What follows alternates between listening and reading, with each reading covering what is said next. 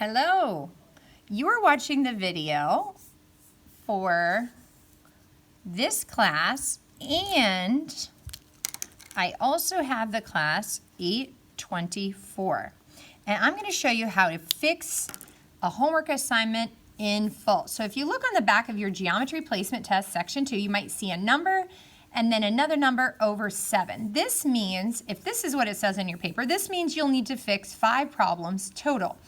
Now I want to go into this, what does fix it mean? 1, watch a video. 2, listen to the video. 3, take notes. 4, fix errors. 5, did I dig deep enough to prevent this mistake again?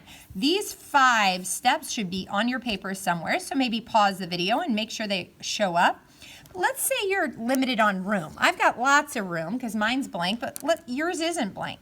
So if you need some more room, think about making a change on a sticky, or just use another sheet of paper and go ahead and staple it to this one. Okay, so let's do it. I'm going to explain question 16 first. So it says, this is saying, what is the measurement of angle BOP? That's really what this thing is asking, what's the measurement of that angle? So when these two lines meet,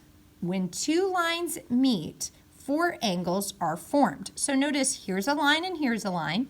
And when they meet at point O, notice I've got an angle here, here, here, and here. That's the 4 angles I'm talking about. Now I put a little example over here. If you think about maybe the ceiling or a piece of graph paper, those lines meet at a 90-degree angle. And again, 4 angles, 1, 2, 3, 4. So when 2 lines meet, this line and this line, it creates 4 angles. Now the rule states when 2 lines meet, 4 angles are formed, and unless they all meet at a 90 degrees, you end up getting what I call 2 skinnies and 2 fatties. That means you end up getting 2 acute, angles less than 90, and 2 obtuse. So unless they're all 4 90 degrees, you get 2 acute angles and 2 obtuse angles. Those 2 are the same. So if that's 37, that's 37. And this, if I kind of cover this up, is a straight line. We know from a protractor that a straight line is measuring a full 180 degrees. So I can figure out this by merely taking 180 and subtracting 37.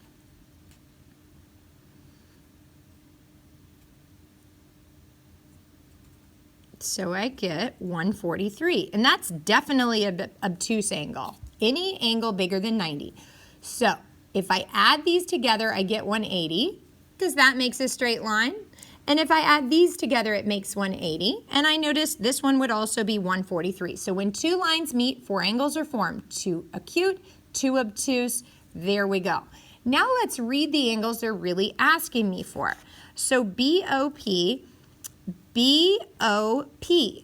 they're asking for this angle, BOP. So that angle is 37 degrees, okay? Now the next angle they're asking for is HOP, so they're asking for this angle, and that measurement is 143 degrees. Next question. Now let's listen to this code. It says, if line CB is parallel to, that's what that symbol means. So let's add some notes. If line CB is parallel to the lines EF, and line CE is parallel to BF, so if these are parallel, that means they're not going to meet. Find the measure of each angle indicated below. So that's a new rule. It's kind of like this rule when 2 lines meet.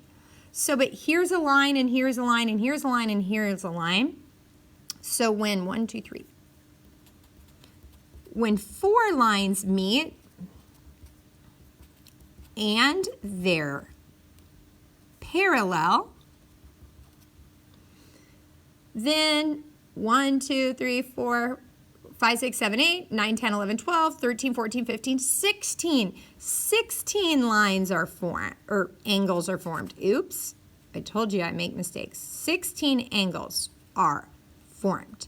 So that should make sense. When two lines meet, four are formed. When four lines meet and they're parallel, 16 angles are formed.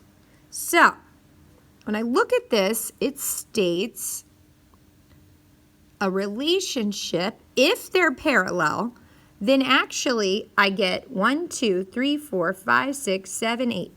8 acute ones, and all those are equal, and 8 obtuse ones, and all those are equal. So I'm going to highlight my acute ones, the ones less than 90. All of these angles are going to be 52 degrees. And, as you might have guessed, all of these obtuse ones are going to be whatever 180 minus 52 is.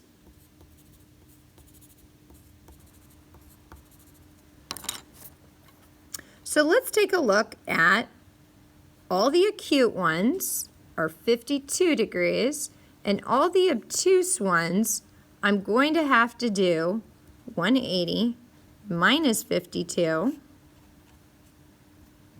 and that's 128 degrees. Just check my math, I'll add those up, make sure they add up to 180. Okay, so now I just have to figure out which ones they're asking for. So when I look at this, it says angle BCE, BCE. They're asking for an orange angle. BCE is asking for this orange angle. All the orange angles are 52. Now I look at angle FEG. FEG. They're also asking for the orange angle, so all the orange angles are 52 degrees. Awesome sauce. Okay, next question. Which of the triangles is obtuse? So some kids just drew an arrow. That would have been fine. Some kids just wrote obtuse right here. But I will show you how to name a triangle. We put a symbol, and then we pick any letter to start with and just go either clockwise or counterclockwise. So I could call this STC, and that would be acceptable. I could also call it TCS. Any of those are possible. Start anywhere and just go clockwise or counterclockwise. Now the reason why this is obtuse is notice it has one of these angles that are bigger than 90. And one way to tell if an angle is bigger than 90 is just use a corner of a piece of paper. Notice that the green angle is definitely bigger than 90. It's big. So that's an obtuse. Notice none of these angles are bigger than 90. So this is the only obtuse one. Which one's acute? Well, unfortunately, yes, these are acute angles, but it has a right. So this one would have been called a right triangle, not an acute triangle or an obtuse triangle. And so that makes this one acute. And notice all of the angles here are less than 90 degrees. So an acute triangle has all acute angles, not just one. So to name this, I would name it either with if you did an arrow, I would have taken that. If you labeled it, I would have taken it. But technically, let's make sure we know how to name it in any order, as long as you go clockwise or counterclockwise. There we go. Now, let's get to the final question. Here we have a triangle. Now, if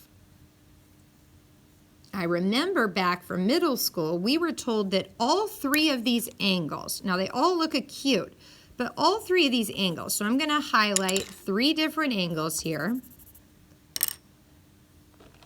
And all 3 of them, if I added them up, are supposed to add up to 180.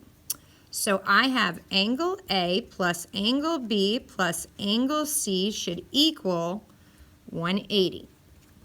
Now I'm going to go ahead and write this out. So angle A is 62 degrees. Angle B, we don't know. Well, in algebra, we make X what we do not know. I'm just going to call that X. And then angle C is 73 degrees. All those are supposed to add up to 180. So now when I combine like terms, these are numbers. I'm going to get 62 and 73. I get 5 and 13. So I get 135 plus X. I combined these two, and I still get is equal to 180. So now 135 is keeping x from being by himself. And so even though it's added, I'm going to do the inverse operation, subtract it from both sides. And I get x is equal to 45 degrees. Thanks for joining us, guys.